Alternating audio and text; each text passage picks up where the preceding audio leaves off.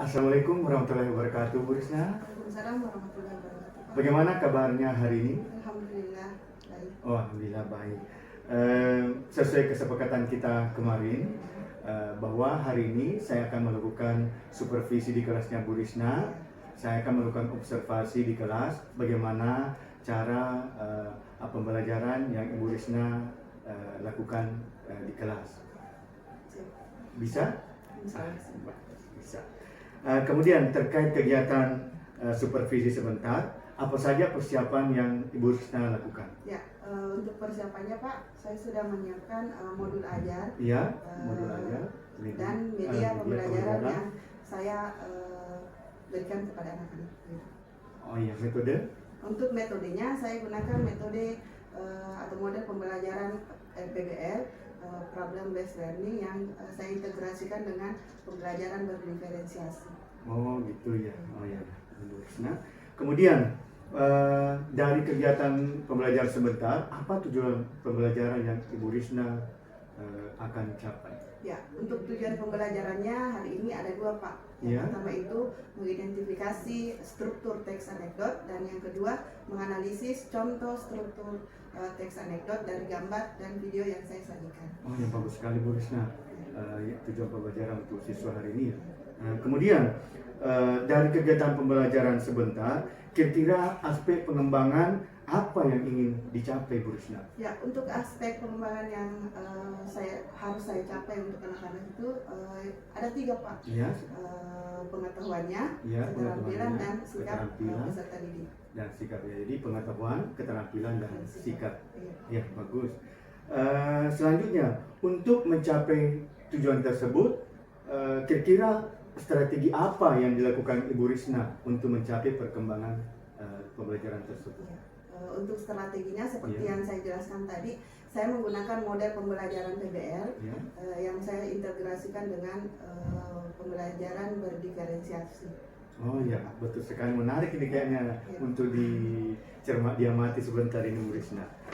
Kemudian lanjut lagi Bu Risna, kira-kira langkah-langkah proses pembelajaran yang akan dilakukan Bu Risna di kelas? Ya, untuk langkah-langkahnya, untuk model pembelajaran problem based learning itu ada 5 langkahnya. Ya, 5. Yang pertama itu orientasi masalah terlebih dahulu. Yang kedua pengorganisasian peserta didik. Yang ketiga itu membimbing peserta didik, baik itu individu maupun kelompok. Yang keempat itu mengembangkan peserta didik kemampuannya, dan yang kelima memberikan evaluasi dan analisa terhadap proyek yang mereka kerjakan. Wah, menarik sekali Bu Risna ini pembelajaran yang akan dikembangkan Bu Risna di kelas. Jadi sejak kita tadi berbicara mulai dari awal, kemudian bagaimana apa tujuan pembelajaran Ibu Risna akan capai, kemudian bagaimana media yang akan Ibu Risna tampilkan, kemudian metode yang akan diberlakukan di kelas, itu sangat menarik untuk untuk diamati. Kemudian Bu Risna sudah memberikan tanggap apa tujuan, kemudian apa aspek akan dikembangkan, kemudian bagaimana langkah-langkah dan proses yang akan Ibu Risna kembangkan di kelas. Itu sangat menarik Bu Risna. Kita tunggu sebentar, saya akan melakukan supervisi terhadap Bu Risna di kelas. Terima kasih untuk hari ini Bu Risna. Terima kasih banyak. Semoga lancar. Terima kasih. Assalamualaikum warahmatullahi wabarakatuh. Waalaikumsalam warahmatullahi wabarakatuh. Apa kabar hari ini? Baik. Alhamdulillah. Ya, sebelum kita memulai pelajaran hari ini, silakan ketua kelas menyiapkan dan memimpin doa terlebih dahulu. Siap. Mari salam kepada Ibu Guru. Assalamualaikum warahmatullahi wabarakatuh. Selesai. Sebelum kita belajar, marilah kita membaca doa. Berdoa dimulai.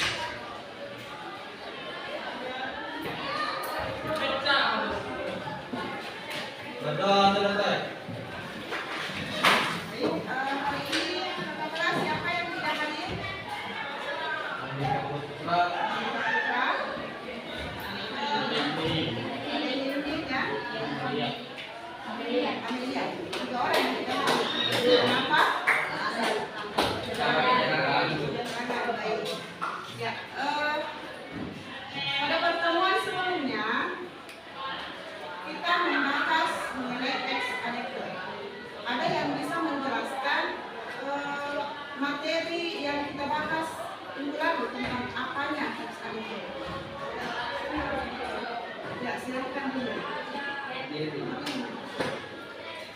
Assalamualaikum warahmatullahi wabarakatuh. Waalaikumsalam warahmatullahi wabarakatuh. Izin menjawab pertanyaan dari Indonesia.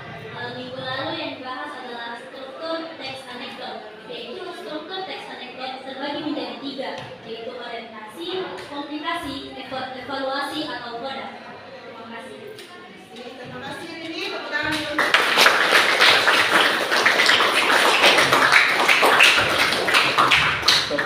Anak-anak, setelah kalian mempresentasikan hasil diskusi kalian, ada yang bisa memberikan refleksi mengenai pembelajaran kita hari ini? Siapa yang bisa? Ya, silakan berarti. Baik, setelah hasil diskusi tadi atau hasil presentasi tadi, saya mampu mengidentifikasi struktur teks anekdot dan saya mampu menganalisis isi dari struktur teks anekdot dan gambar yang disimak. Terima kasih Melati. Tepuk tangan dulu.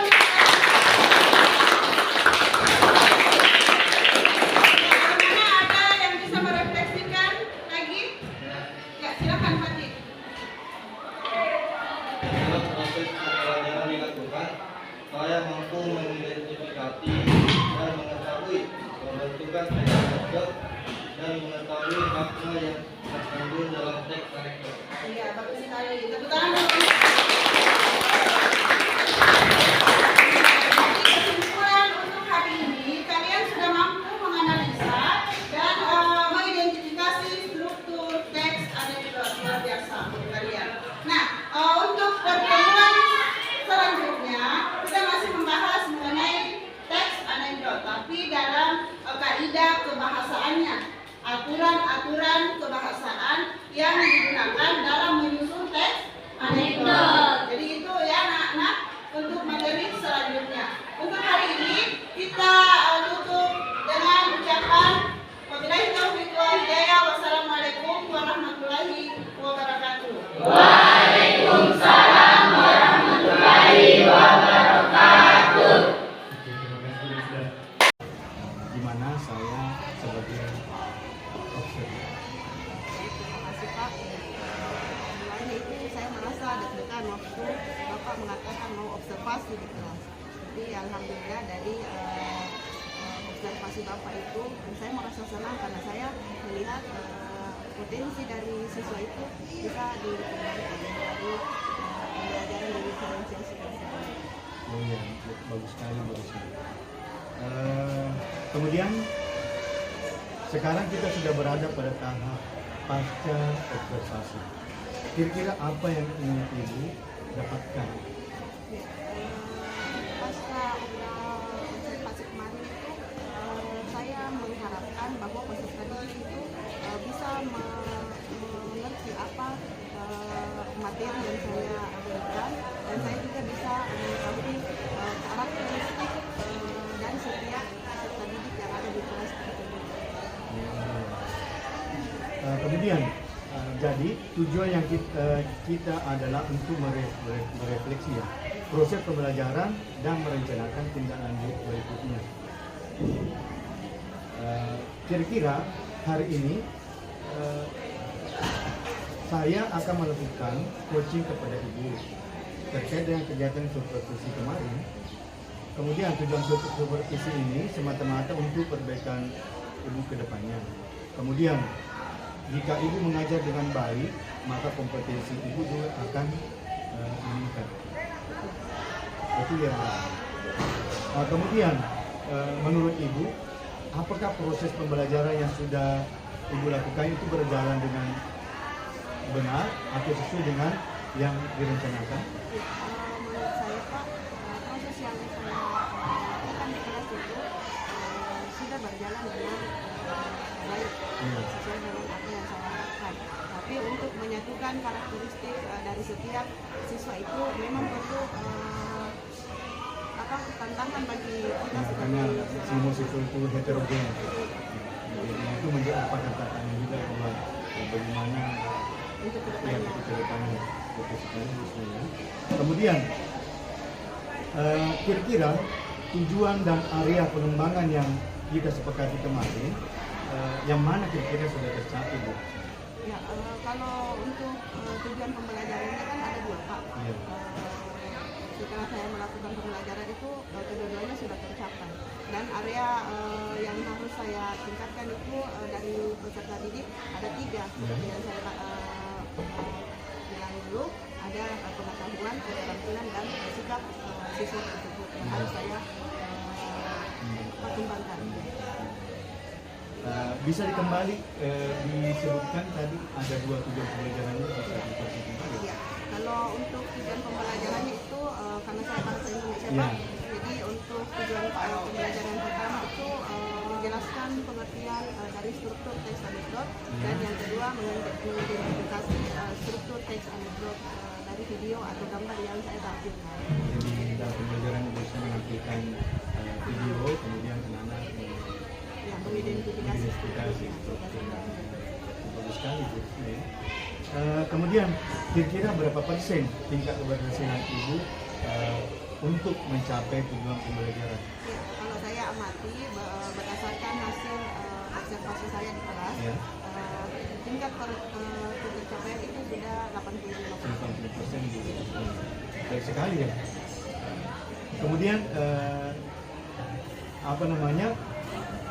adakah kesulitan-kesulitan yang Ibu hadapi pada saat memberikan pembelajaran tentang metode berorganisasi? Kalau kesulitan, Pak, setiap guru itu di kelas pasti mendapatkan kesulitan Iya. yang beraneka ragam. Apalagi mendapati siswa itu yang memiliki karakter dan pribadi serta karakteristik yang berbeda-beda. Jadi kita harus menjadi fasilitator kepada mereka, bagaimana caranya supaya kebutuhan belajar mereka bisa tercapai.